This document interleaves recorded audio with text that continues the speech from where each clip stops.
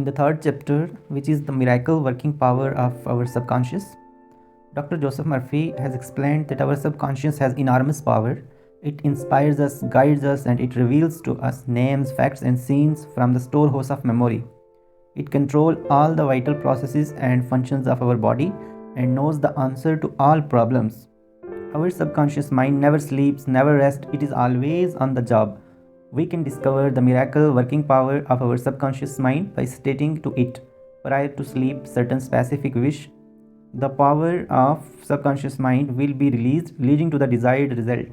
All the great personalities use the hidden power of this law and achieve extraordinary success. Once Dr. Joseph Murphy at Yoga Forest University, Rishikesh, India, met with an Indian surgeon. The Indian surgeon told him about a Scottish surgeon who had worked or served in India during 1843 to 1846, named Dr. James Dyle. This was the time when no drugs were discovered to numb our body so that at the time of operation it does not feel pain. All the major operations performed by Dr. James Dyle were under mental anesthesia, and the post-operative mortality rate of the patient operated on by Dr. James was extremely low. Dr. James suggested to the subconscious mind of all these patients repeatedly that no pain or infection would develop, as I am an expert. This is the extraordinary or phenomenal working power of the subconscious mind, which Dr. James found about more than 150 years ago. So, whatever thoughts, beliefs, opinions, theories, or dogmas we write, engrave, or impress on our subconscious mind, we shall experience them in real life because our brain receives our thought, which is the organ of our conscious reasoning mind.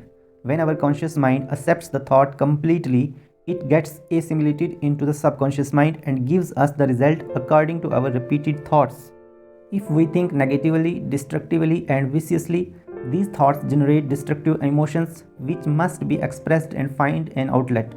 These emotions, being of a negative nature, are frequently expressed as ulcers, heart troubles, tension, and anxieties.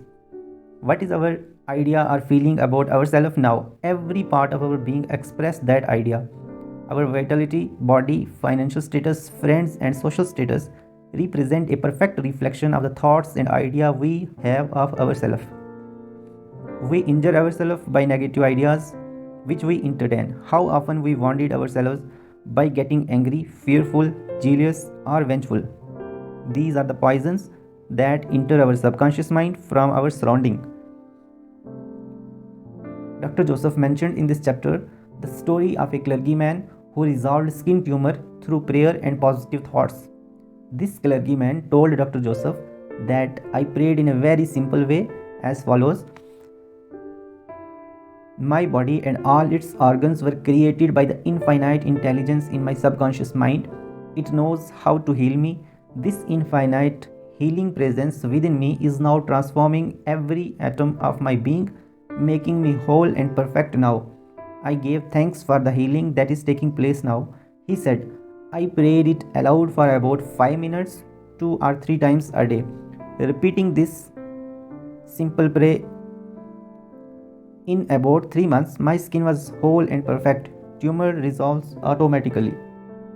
Dear friends, keep your conscious mind busy with the expectation of the best and make sure the thoughts you habitually think are based on whatsoever things are lovely, true, just, and of good report.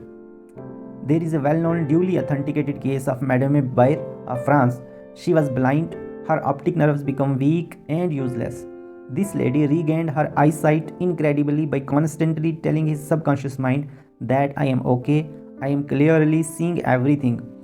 After re-examination, it was found that seeing mechanism had been restored to normal, but as medical examination could tell, she was seeing with dead eyes. It is the expectancy and great faith that led to this miracle. Dr. Joseph Murphy mentioned here about a patient who had cancer of lungs and treated himself by the healing power of the subconscious mind. This man told Dr. Joseph that several times a day I would make certain that I was completely relaxed mentally and physically. I relaxed my body by speaking to it as follows. My feet are relaxed, my ankles are relaxed, my legs are relaxed, my abdominal muscles are relaxed, my heart and lungs are relaxed.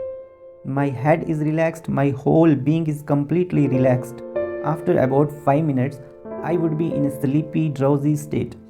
This church minister had remarkable healing.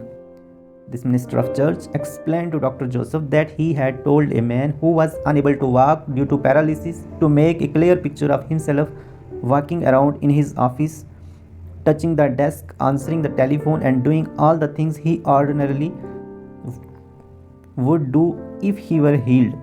I explained to him that this idea and mental picture of perfect health would be accepted by his subconscious mind. He lived the role and actually felt himself back in the office. He knew that he was giving his subconscious mind something definite to work upon. One day, after several weeks of frequent conditioning of the mind with this mental picture, the telephone rang and kept ringing while his wife and nurse were out. The telephone was about 12 feet away from his bed, but nevertheless, he managed to answer it. He was healed at that hour. His focused attention enabled him to walk. The conclusion of this chapter is that whatsoever we shall ask in prayer, believe we shall receive that, definitely, certainly. Thanks for watching.